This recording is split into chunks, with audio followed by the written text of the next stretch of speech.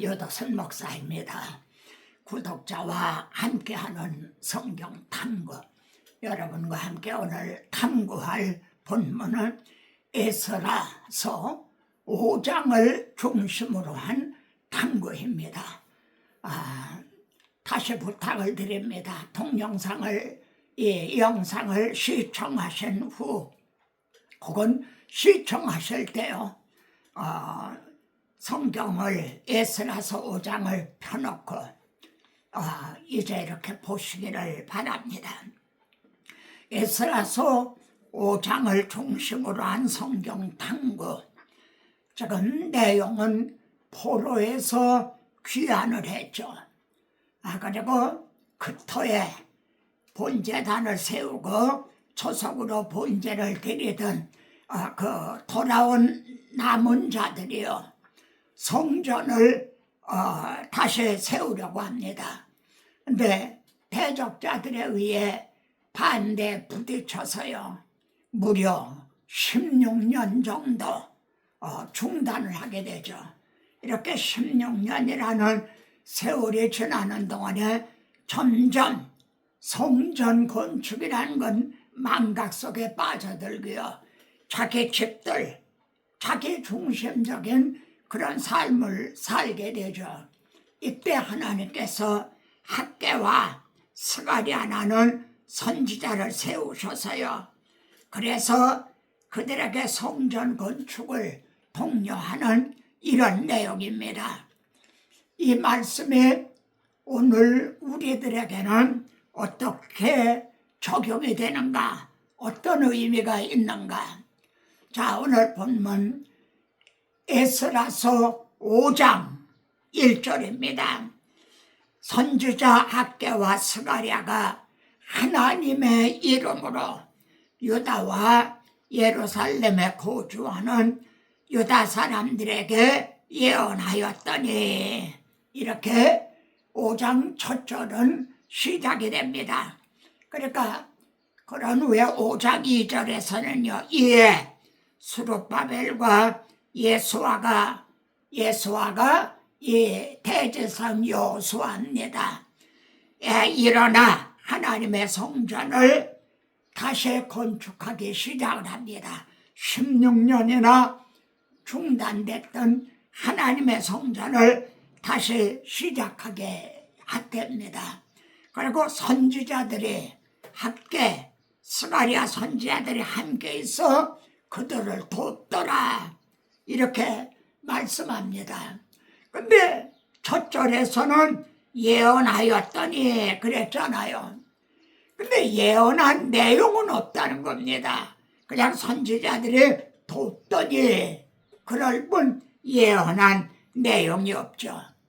자, 왜 없을까요? 예언하였더니 하고 왜 예언한 내용이 없을까요? 바로 그 예언한 내용이 학개서 그리고 스가랴서 이기 때문에 여기에서는 또 중복적으로 말씀을 하고 있지 않는 거죠.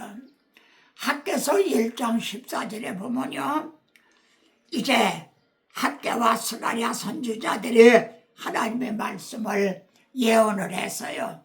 그러니까 여기에 감동을 했다. 스룹바벨의 마음을 감동시키고 또 여호수아의 마음을 감동시키고 백성들의 마음도 감동시키셨다. 여러분의 설교가, 그리고 오늘 이 말씀을 통해서도요, 여러분들의 마음을 감동시키면 얼마나 좋겠습니까? 그런데 이 점의 개역 성경에서는요, 감동이라는 대신에 흥분을 시키심에 이렇게 돼 있어요. 여러분은 어느 번역이 더 마음에 와닿습니까? 감동하심에 하는가 하고 흥분시키심에, 그렇죠. 흥분시키심에 이게 더 이제 우리들의 마음에 와닿습니다. 그래서 말이죠, 16년 동안이나 중단되는 이 성전 재건의 역사를 다시 시작하게 되었다는 겁니다. 여러분, 참고로 선지자들은요, 세 부류로 나누어져요. 이제 여기 학개, 스가랴, 말라기, 이분들은요, 포로에서 귀환한 후에 세움을 받은 선지자들이에요. 학개, 스가랴, 말라기는요. 그리고 앞에 있는 에스겔서, 다니엘서, 이 두 선지자는 포로 중에, 바벨론 포로 중에 하나님의 선지자로 들어 쓰신 거예요. 그리고 나머지 선지자들은 포로가 되기 이전에 쓰임받은 선지자들이죠. 이렇게 세 방면으로 선지자들은 이렇게 분류가 됩니다. 자, 그러면은 학개는 뭐라고 예언을 했을까요? 하나님의 말씀을 뭐라고 대언했을까요? 우리는 학개서를 봐야 되겠죠? 2장 4절 5절을 보십시오. 여호와가 이르노라, 스룹바벨아 스스로 굳세게 할지어다. 또 대제사장 여호수아야 스스로 굳세게 할지어다. 이 땅의 모든 백성들아 스스로 굳세게 하여 일할지어다. 이렇게 스룹바벨, 여호수아, 그리고 백성들을 하나하나 이렇게 부르시면서 이제 굳세게 할지어다 이렇게 격려를 하십니다. 네, 거기서 끝인 게 아니라요, 세 가지 중요한 요점이 등장합니다. 사실은 네 가지를 할 수 있어요. 네 가지 중요한 요점.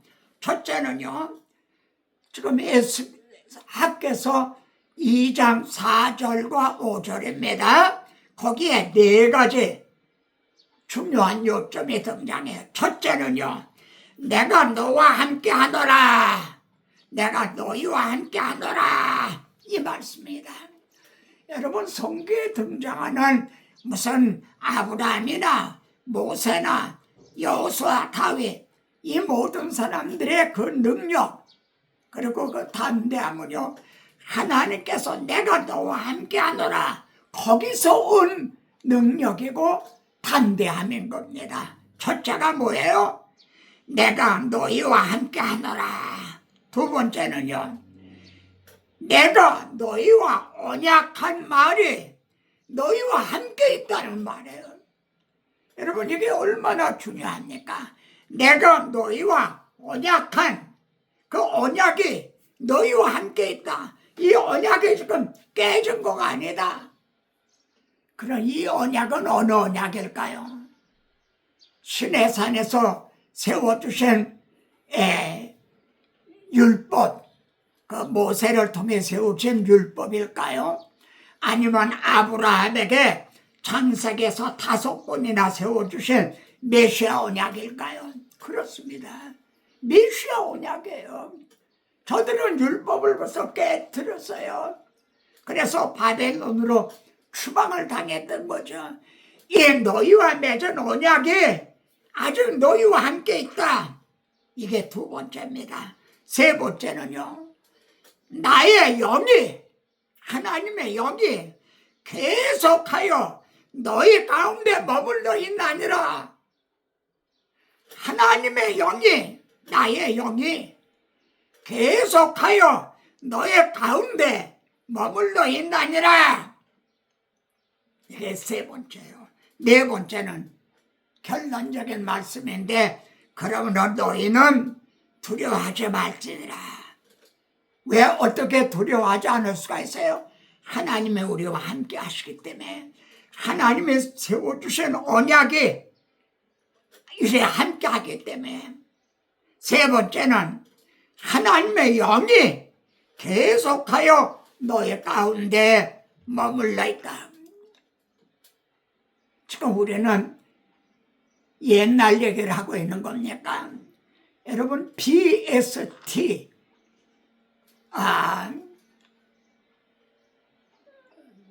존 스토트, 존 스토트 그분들이 BST 운동을 했어요. B, 바이블, S, 스픽스, T, 투데이. 성경은 오늘도 말씀한다. 어디에 근거해서 이렇게 말씀할까요? 시편에도 있고요. 그걸 히브리서에는 3번이나 3장 7절, 15절, 4장 7절 3번이나 인용을 해서요. 성령이 이르시되 오늘 너희가 그의 음성을 듣거든, 오늘 너희가 그 음성을 듣거든. 지금도요. 이 종을 들어서 증언하게 하시는 이 말씀을 여러분은 듣고 계세요. 오늘 너희가 그 음성을 듣거든. 그러니까 성령은 지금도 이 기록한 말씀, 이것이 선포되는 말씀, 를 통해서 지금도 말씀하고 계시고 일독에 지금도 우리는 듣는다는 거죠. 그러므로 우리는 지금 옛날 얘기를 하고 있는 게 아니에요. 내가 너희와 함께 하노라. 내 언약이 너희와 함께 있다. 나의 영이 계속하여 너희 가운데 머물러 있나니라. 형제 가운데 머물러 있나니라. 그러므로 너희는 두려워하지 말라. 이 말씀이 학개서 1장에대로 이제 모든 이 말씀을 듣는 영상을 시청하는 모든 분들의 마음을 어떻게 해요? 감동시키기를 바랍니다. 저는 달리 흥분시키기를 바랍니다. 마음이 뜨겁지 아니하더냐? 그렇게 되기를 바랍니다. 그런데 에스라서 5장 첫 절을 다시 한번 보세요. 지금 에스라가 하나님의 말씀을 가라사대 하나님의 이르시되 또 하나님의 권면하신다 이렇게 말하고 있는 게 아니라 이제 하나님의 이름으로 예언하였더니 예언을 하였다고 말하고 있다는 겁니다. 예언하였다. 하나님의 이르시되 이건 하나님이 하시는 말씀이다. 그렇게 또 하나님의 권면하는 말씀이다. 이런 게 아니라 하나의 예언을 했다고 말하고 있다는 거예요. 그래서 말이죠. 현대인의 성경에서는요. 하나님의 이름으로 격려하며 성전 재건을 촉구하였다. 이렇게 돼 있어요. 네? 하나님의 이름으로 격려를 했다. 그리고 성전을 재건하라고 촉구했다. 그리고 예언했다는 말과 격려를 했다는 말 어느 번역에도 원문에 맞는 다른 번역일까요? 여러분 본문은요 나비로 돼 있어요. 예언으로 돼 있어요. 원어가 나비, 나바 예언은 맞아요. 선지자를요 나비라고 그래요. 선지자는 나비예요. 근데 예언은 나바예요. 선지자들은 예언을 하는 자였던 거예요. 그러니까 예언이 맞아요. 예언을 했다는 거예요. 여러분 왜 예언을 해야 되죠? 선지자는 먼저 알지, 선지자 앞에 일을 아는 자들이라는 뜻이에요. 문자적으로 하면. 그리고 앞으로 되어질 말씀을 예언을 하는 거예요. 왜 예언을 해야죠? 현재 고난 중에 있는 성도들에게 소망을 주기 위해서요. 확신을 주기 위해서요. 그들은 근시안이 아니라 현재 고난만, 환난만 보잖아요. 그들에게 멀리 좀 바라봐라. 소망을 주기 위해서 예언을 하는 거죠. 사도 바울도요. 그의 서신서들을 보세요. 그도 예언을 했어요. 예를 들어 로마서 8장 17절 같은 데서는 현재 고난이에요.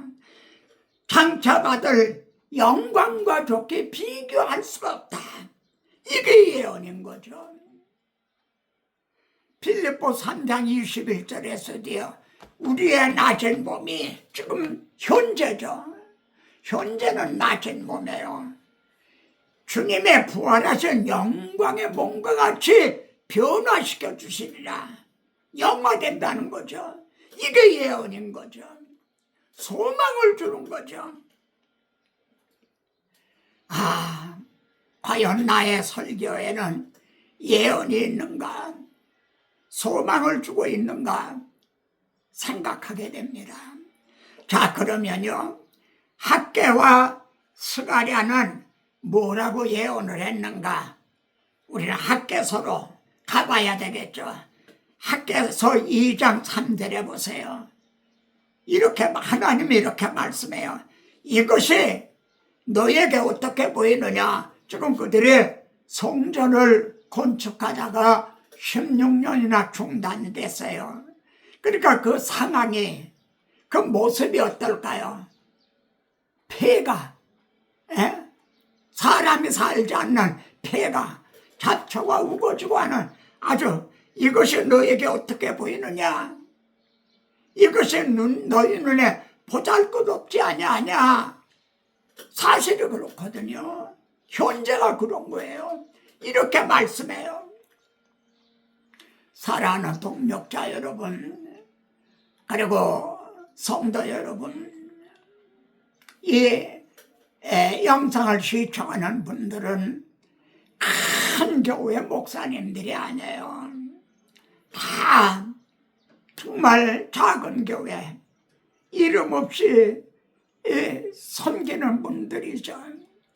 그러니까 어떤 분은 2층 교회, 심지어 어떤 분은 지하 교회를 섬기기도 하는 거예요. 저도 그렇게 섬길 때 내 자신이 이렇게 약해지기보다는 성도들이 약해질까 봐요. 그렇잖아요. 성도들이 다른 큰 교회 보면서 이제 성도들이 이렇게 약해질까 봐 그게 더 걱정이었어요. 나는 버티고 나간다 해도 성도들이 약해지면 어떻게 돼요? 이 우리들의 심정을 아시는 하나님, 이것이 너에게 어떻게 보이느냐? 이것이 너희 눈에 보잘것없지 아니하냐? 사실이 그렇거든요. 그래서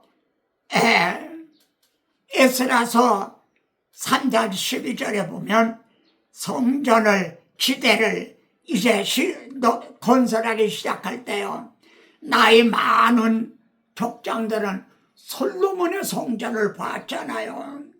솔로몬의 성전은 그냥 금으로 세우다시피 한 성전인데, 지금 포로에서 돌아온 분들은요, 산에 올라가 나무를 가져다가 성전을 지어라. 그러니 이게 얼마나 초라할 거예요. 그래서 막 대성통곡을 했다, 그렇게 말씀하고 있죠. 그런데 하나님은요, 학개서 2장 5절에서 이 성전의 나중 영광이 이전 영광보다 크리라, 이거 예언인 거예요. 지금은 보잘것없어요. 현재 상황은 우리 눈으로 볼 때 보잘것없어요. 근데 이 성전의 나중 영광이 이전 영광보다 크리라, 이렇게 예언하고 계시는 거예요.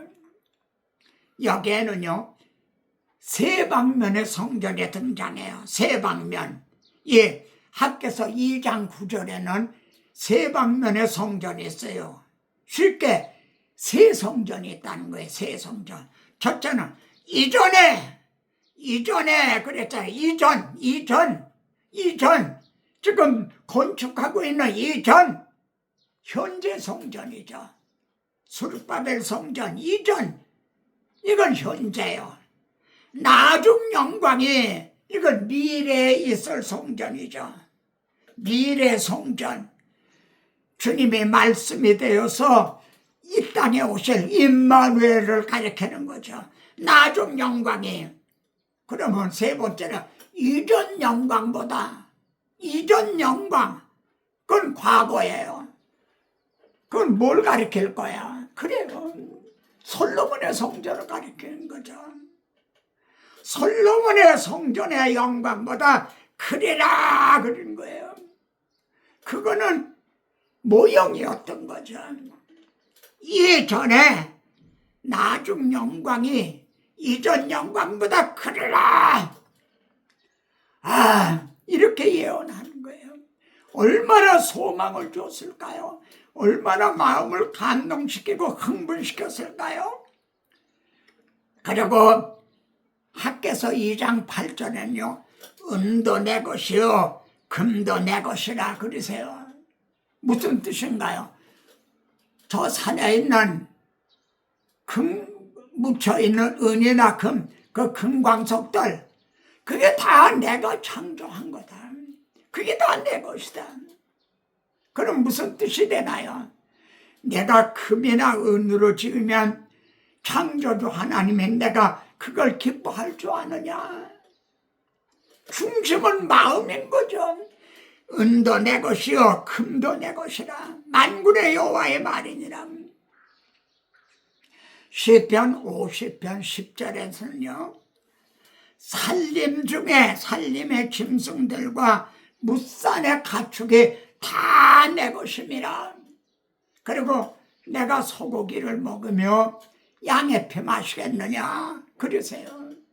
너희들 보고 상번제를 드리라. 아침 저녁으로 양을 잡아 번제를 드리라 하니까 내가 뭘 먹기 위해서 내가 뭘 부족해서 드리라 하는 줄 아느냐? 산에 있는 모든 사슴이나 양이나 그게 다 내가 지은 것이다.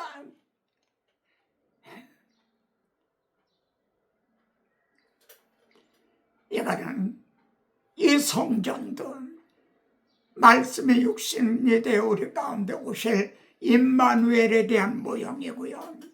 구약시대 그 제물을 드리란 것도 보라 세상 죄를 지고 가는 하나님의 어린 양이로다. 자기 아들을 대속 제물로 주실 것을 계시하시는 거죠. 진실로 누가 주의 마음을 알아서 주를 가르치겠느냐. 그러나 우리가 그리스도의 마음을 가졌나니라.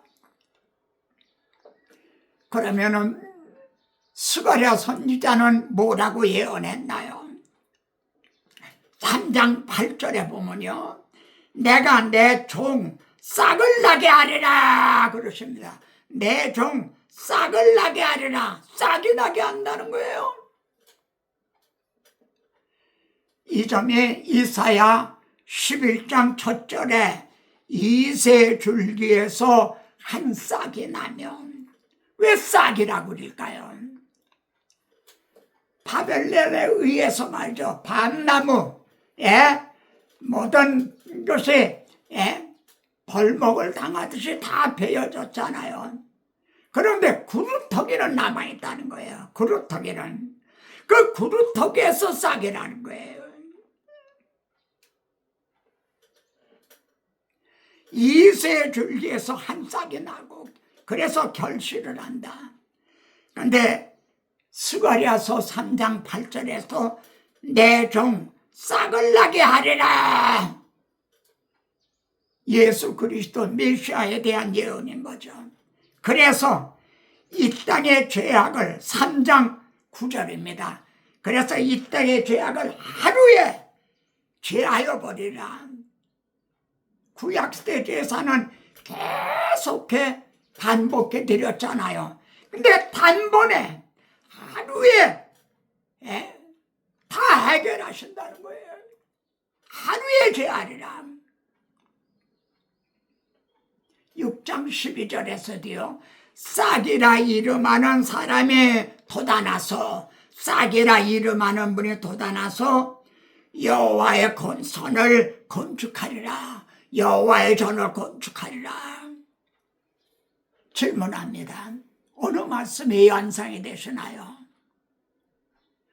성령께서는요, 듣는 자들에게 생각나게 해주세요. 싹이라 이름하는 분이 돋아나서요, 여호와의 전을 건축하리라. 내가 이 반석 위에 내 교회를 세우리라. 이 말씀인 거죠. 그러면은 지금 짓고 있는 성전, 또 솔로몬이 지었던 성전은 뭐가 되죠? 모형인 거죠. 모형. 쉽게 말해서 모델하우스와 같은 거죠. 근데 스가랴 6장 15절에는요 더 놀라운 예언이 있어요. 먼 데 사람이 와서 여호와의 전을 건축하리니. 이건 또 질문입니다. 어떤 의미인가요? 먼 데 사람이 와서 여호와의 전을 건축한다는 거예요. 그렇죠. 이방인들이, 이 구원이 이방인에게까지 복음이 전해져서 그들을 그 먼 데 있는 사람들도 예수 그리스도의 피로 가까워졌나니라. 에베소 2장에 나오는요, 먼 데 있는 사람들이 와서 전을 건축하리라. 참 스가랴 선지자는 이사야 선지자 다음으로요 메시아 예언을 많이 한 분입니다. 9장 9절에서는 시온에 따라 기뻐하라. 너의 왕이 오신다.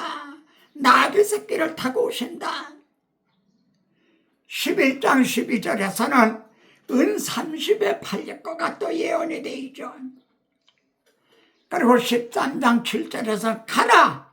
깨어서 내 목자를 쳐라. 내 목자를 쳐라. 그 칼이 우리들의 목을 쳐야 될 걸 대신 자기 아들을 치게 하셨죠. 이렇게 내 목자를 치면 어떤 일이 일어나요? 13장 1절에서는 죄와 더러움을 씻는 셈에 솟아난다는 거예요. 이 물의 이름은 생명의 샘물, 죄와 더러움을 씻는 셈. 이거는 예수의 피밖에 없는 거죠. 예, 또 예표 그림자가 있었죠. 이 반석을 쳐라. 이 반석을 쳐라. 그 생수가 솟아나리라. 얼마나 성경이 미쁘다 이 말이요. 얼마나 믿을 만한 진실한 말씀입니까? 그리고 14장은 마지막 14장 5절에서요. 나의 하나님 여호와께서 임하실 것이야. 여호와께서 임하실 것이야. 스가랴서에는 주님의 초림부터요. 예. 은 30에 팔릴 거, 나귀 타고 입성하고 은 30에 팔릴 걸, 십자가 지실 거, 그리고 재림까지가 다 예언이 됐어요. 나의 하나님 여호와께서 임하실 것이요. 모든 거룩한 자가 주와 함께 하리라. 그때 앞서간 친구들, 믿고 세상을 떠난 그 성도들을 데리고 오실 것이 이렇게 예언이 되어 있는 거죠. 자, 학개서는 어떻게 시작을 해서 어떻게 마치고 있는가? 한번 학개서를 보세요. 2장밖에 안 돼요. 학개서는 어떻게 시작하죠? 너희는 산에 올라가서 1장 8절입니다. 산에 올라가서 나무를 가져다가 성전을 건축을 하라. 이렇게 시작이 됐어요. 그러면은 성전이 완공됐다고 해야 될 거 아니에요? 근데 그런 말이 없어요. 성전이 완공됐다. 예? 그래서 이제 성전 봉헌식을 했다. 이런 말이 학개서에는 없어요. 왜 그럴까요? 그건 모형이다 이거예요. 네? 우리 하나님은요, 예배당이라는 건물을 짓는 건설회사 사장님이 아니시라는 거예요. 무슨 건설하는 그 건설회사 사장님이 아니세요. 하나님의 나라를 건설하시는 분이죠. 그래서 학교에서는 어떻게 마치고 있어요? 2장 23절이 마지막 절이에요. 내 종 수르바벨아. 그리고요, 그날에 내가 너를 인장으로 삼으리니. 인장, 이 인장은 왕을 얘기하는 게 인장. 여기에 가락 찍어져요. 거기에 도장이 있어요. 그래서 이거로 결제는 인장 반지, 왕권을 얘기하는 거예요. 내가 너를 왕으로 세울 것이다. 왜냐하면 내가 너를 택하였기 때문이다. 여러분, 수르바벨은 다윗의 자손이에요. 그래, 마태복음 1장에 나오는 예수님의 족보에 올라있는 예수님에 대한 예표적인 인물이죠. 그러니까 여기선 내 종 수르바벨아, 내가 너를 세우고 내가 너를 인장으로 삼으리니 내가 너를 택하였음이라 한 것은 예수 그리스도, 다윗의 자손 오실 예수 그리스도에게서 성취될 예언인 거죠. 그것으로 맞추고 있어요. 하나님의 나라는 예배당을 크게 졌다, 이런 건물로 이루시는 게 아니에요. 하나님의 나라는 돈 많은, 헌금이 많은 그것으로 세우는 것도 아니에요. 한 사람, 한 싹이 나게 하겠다, 한 사람을 통해서. 그리고 예수 그리스도 이제는 구속으로 말미암아 이제 형제를 통해서요. 그럼 스가랴서의 또 시작과 끝은 어떻게 됐나요? 스가랴서 1장 3절을 보세요. 너희는 내게로 돌아오라. 이렇게 시작이 돼요. 아니, 이분들은 바벨론에서 돌아온 거 아닌가요? 근데 스가랴서 시작이 너희는 내게로 돌아오라. 어떤 생각이 드십니까? 몸은 말입니다. 바벨론에서 돌아왔지만 마음은 내게서 멀더다. 그런 건 아닌가요? 오늘 우리는 어떤가요? 내게로 돌아오라. 이렇게 시작이 돼요. 그러면 마지막은 14장의 마지막인데 14장 7절에서는 여호와께서 아시는 한 날이 있다. 이 날이 주님이 재림하시는 날이죠. 여호와께서 아시는 한 날이 있다. 그는 낮도 아니요 밤도 아니라는 거예요. 낮도 아니고 밤도 아니라. 그럼 어떻게 되나요? 예? 어두워질 때에 빛이 있으라는 거예요. 어두워질 때, 그러니까 밤이구나, 내 빛이, 영광이 빛난다는 거예요. 밤인가 했더니 빛이 비춘다는 거예요. 낮도 아니요 밤도 아니라 여호와에서 한 날이 있으니. 그리고 스가랴서는 초막절로 마치고 있습니다. 3대 절기 유월절은 주님의 십자가로 성취가 됐죠. 오순절은 성령 강림으로 성취가 됐죠. 초막절은 주님의 재림으로 성취가 되는 거죠. 초막절은 광야 생활할 때 그걸 상징하거든요. 지금 우리는 광야 생활과 같은 나그네 생활을 하고 있어요. 주님 오시는 날 드디어 약속의 땅에 들어가게 되는 거예요.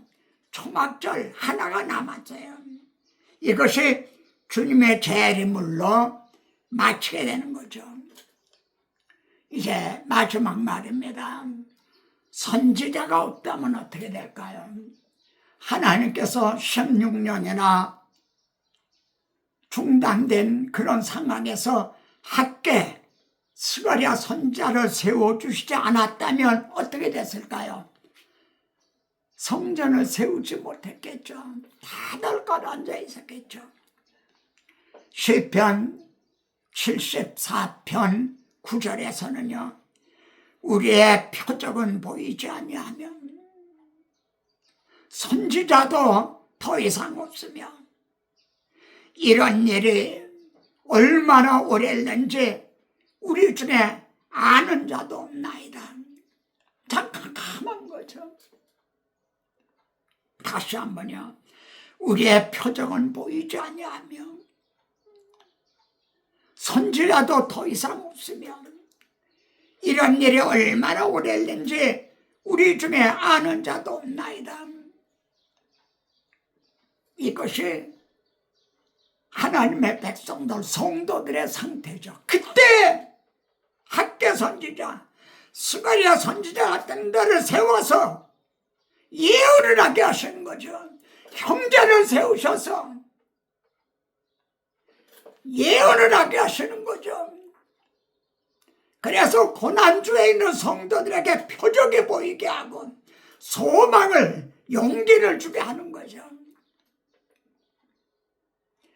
이 시대에 하나님의 말씀을 예언할 선지자는 누구인가? 우리들은 오늘날 우리는 성도들에게 이 소망을 주고 감동시키고 막 흥분을 시키는가? 학계와 스가랴 선지자를 들어서 예언하게 하신 그 예언의 말씀은요, 16년이란 길고도 깊은 잠에 빠져있던 하나님의 백성들을 막 흔들어 깨우면서 감동을 주고 흥분시키는 말씀이 살아있는 말씀이 되었던 거죠.